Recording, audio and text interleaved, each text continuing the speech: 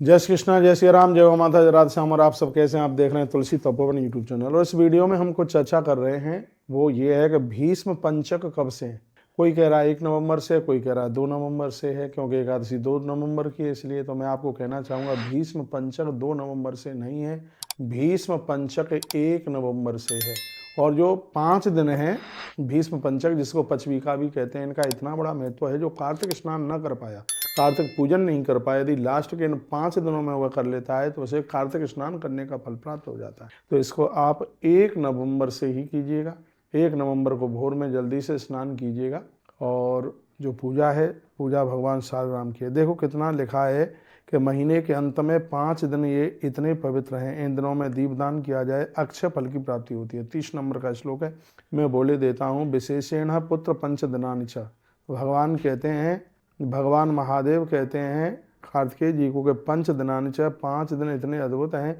पुण्यानि ते सुयो दत्ते दीपम सो अक्षय मापनीयात। इन 5 दिनों में स्नान करना, दीपदान करना, ब्राह्मण भोजन कराना और स्वयं उपवास रह करके और ये 5 दिन निकालना, यह बहुत ज़्यादा महत्वपूर्ण है। ये बहुत ज़्यादा ही पुण्य प्रदान कर देने वाले हैं। और आनंद की बात यह है कि इसमें स्त्री पुरुष कोई भी यह पुण्य कमा सकता है। ये पचवीका मैं भी करता हूँ। खैर मेरा चातुर्मास चल रहा है, तो भी इसमें मैं भीष्म स्तुति, जो श्रीमद् भागवत जी में है, भीष्म स्तुति का इसमें पाठ किया जाता है। गजेंद्र मोक्ष का इसमें पाठ किया जाता है। और इसमें गोपाल सहस्रनाम का पाठ किया जाता है। तुलसी स्तोत्र का इसमें पाठ किया जाता है। दिए जला करके रखे जाते हैं। वैसे आप जितना जला सकें उतना जलाइए, लेकिन इसमें आप एकादशी के 11 दिए, द्वादशी के दिन 12 दिए, त्रयोदशी के दिन 13 दिए और चतुर्दशी के दिन 14 दिए और उसके तत्पश्चात पूर्णिमा के दिन फिर आप 15 दिए जला करके इस व्रत को आप पूरा कर सकते हैं।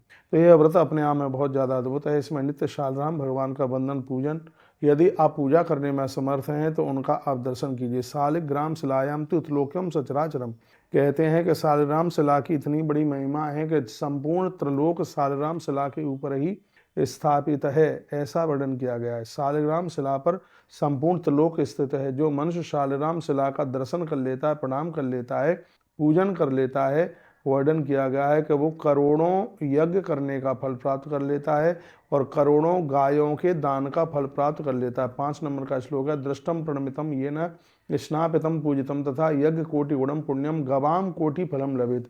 1 करोड़ गौ माता के दान करने का पुण्य प्राप्त होता है, जिसने इन 5 दिनों में भगवान सालराम का पूजन किया, वंदन किया, प्रणाम किया। यदि पूजा करने में आप असमर्थ हैं तो इसका दर्शन ही बहुत ज़्यादा प्रभावी है। इसमें सालराम भगवान के ऊपर लोग 5 दिनों में 1 लाख तुलसी पत्र चढ़ा देते हैं।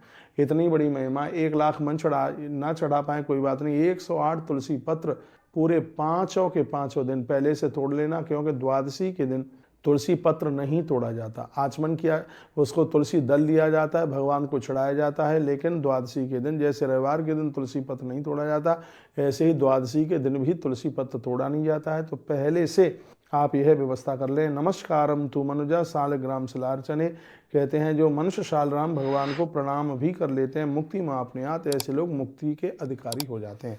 तो इस वीडियो में हमने आपको ये बताया है कि भीष्म पंचक यानी पचवी का व्रत कब से आरंभ हो रहा है। तो यह आरंभ हो रहा है 1 नवंबर से, इसीलिए क्योंकि एकादशी दूसरे दिन पड़ती है, वो ज़्यादा प्रभावशाली है। इसलिए जो आप स्नान की बात कर रहे हैं, पचवी का व्रत जिसको भीष्म पंचक कहते हैं, वह आप 1 नवंबर से ही कीजिए। 1 नवंबर से ही है। हम आपको कोई भी कन्फ्यूज वाली बात नहीं करेंगे। मेरे सामने ग्रंथ रखा हुआ है और इसी ग्रंथ के माध्यम से यह हम आपको निवेदन कर रहे हैं। शुद्ध्यंती नात्रम संदेश तथा संकोदके नहीं, कहा जाता है कि अपराधी से अपराधी व्यक्ति पावन पवित्र हो जाता है इन 5 दिनों में शंख से भगवान को स्नान कराते हैं। इतना बड़ा महात्म्य है, हो सके तो ये आप जरूर कीजिएगा। बहुत बहुत धन्यवाद है, क्योंकि वीडियो आपने पूरा सुना। ऐसे हमारे साथ जुड़े रहिए, नए नए अपडेट प्राप्त करते रहिए। कार्तिक सबके लिए बहुत अच्छा रहे, बढ़िया रहे और आप दिन दूना राति चौगने के रूप में उभरें। ईश्वर के चरणों में मैं ऐसी प्रार्थना करता हूँ। अपना ध्यान रखिए। अगली वीडियो में फिर मैं आपसे मिलता हूँ। धन्यवाद। वीडियो आपने पूरा सुना। चैनल से पहली बार जुड़े हैं तो सब्सक्राइब करना और वीडियो को आगे भेजना न भूलें। आप स्वस्थ रहें, यही हमारी दक्षिणा है। आप आनंद के साथ रहें, यही हमारी सबसे बड़ी उपलब्धि है। आप बहुत आनंद के साथ जिएं और उसी के लिए हम आपके साथ जुड़े हैं। इन्हीं शब्दों के साथ वाणी को विराम, आप सबको